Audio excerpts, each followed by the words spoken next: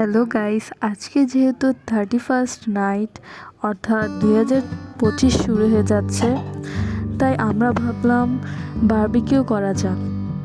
তো এখানে আমার আব্বু বারবিকিউ করার জন্য সব কিছু তৈরি করে নিচ্ছে, অর্থাৎ কেরোসিন সব কিছু জ্বালিয়ে নিচ্ছে।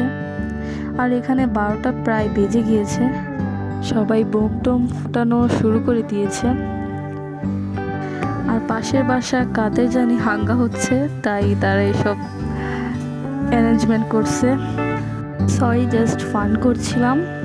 তো এখানে আব্বু আগুন টাগুন জ্বালানোর জন্য বিভিন্ন প্রসেস করছে। এখানে আমি আতশবাজি দেখতেছি, আর এইদিকে আব্বু প্রায় আগুন জ্বালিয়ে ফেলছে। এখন মাংস মাখানোর পালা, অর্থাৎ বারবিকিউর মাংস মাখানোর পালা। এখানে আমরা 1 কেজির মতো মুরগির মাংস নিয়ে নিয়েছি। মাংসগুলো এখন আমরা মশলা দিয়ে মাখাবো। ফার্স্টে আমাদের বাসায় বানানো একটি স্পেশাল বারবিকিউ মশলা দিয়ে দিচ্ছি। এটা কিন্তু ঘরে বানানো। তারপর গুঁড়ো মরিচ 2 চামচের মতো হবে, লবণও 2 চামচের মতো হবে। মশলাগুলো মাংসের সাথে ভালো করে মাখাচ্ছি, আম্মু মাখাচ্ছে। স্বাদ বাড়ানোর জন্য উপর দিয়ে কিছু লেবুর রস দিয়ে দিলাম। লেবুর রসটা দিলে স্বাদটা আরও বেড়ে যায়। আমি এখানে টক দই ব্যবহার করিনি, টক দইয়ের পরিবর্তে লেবুর রস ব্যবহার করেছি। আপনারা টক দইটা অ্যাভয়েড করতে পারেন, কারণ টক দই দেওয়ার কারণে মশলাগুলো মাংসের সাথে ভালোভাবে মিশে না। আর এখানে আমি খাঁটি সরিষার তেল দিয়ে দিচ্ছি, সরি আমার আম্মু দিয়ে দিচ্ছে। তো ভালো করে মাখিয়ে নিচ্ছে উনি। এখন মাংসগুলো ভাজার পালা, অর্থাৎ বারবিকিউ করার পালা এখন।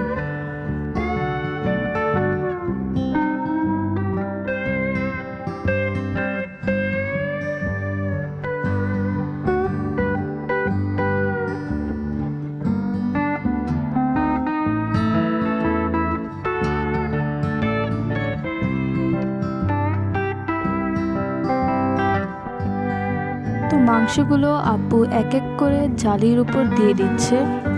আর এইরকম জালি ছাড়া কিন্তু বারবিকিউ করা সম্ভব নয়। আপনারা সহজেই বাজার থেকে এসব জালি কিনে নিতে পারেন, খুব সহজেই আপনারা পেয়ে যাবেন। কনকনে শীত ও ঠান্ডা বাতাসের কারণে আমাদের একটু প্রবলেম হচ্ছিল, তাই বারবিকিউটা করতে আমাদের একটু বেশি সময় লেগেছে। আর এইদিকে আব্বু বাতাস করে করে বারবিকিউ তৈরি করছে।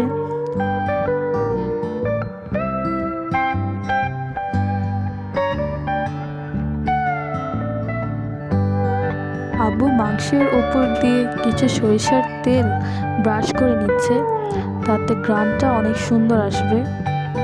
আর এইদিকে আব্বু কাগজ ছিঁড়ে ছিঁড়ে দিচ্ছে, কারণ বাতাসের কারণে বারবারই চুলোটা নিভে যাচ্ছে।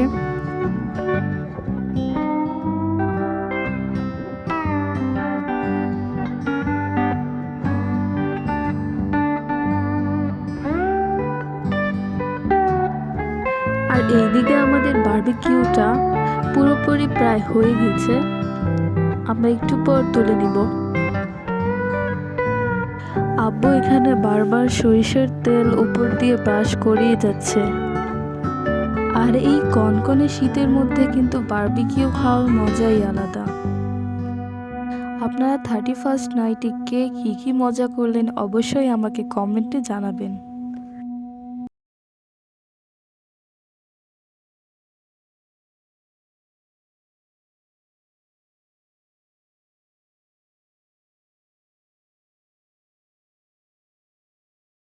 সো আর কিছুক্ষণের মধ্যে আমাদের বারবিকিউটা পুরোপুরি তৈরি হয়ে যাবে।